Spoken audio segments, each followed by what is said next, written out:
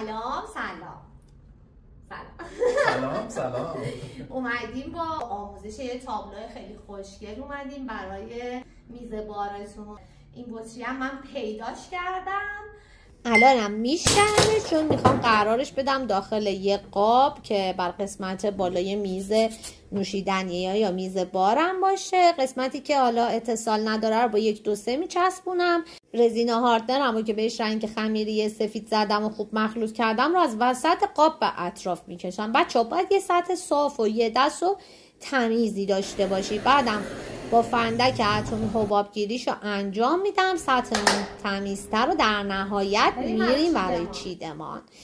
خرده‌های بطری رو شروع میکنم به چیدمان کردن. کاملا سلیقه‌ایه و خورده هاش رو دورش میچینم. اگه شیشه‌شو نداشتین میتونین چینی فروشی یا بطری این سبکی داره بخرین.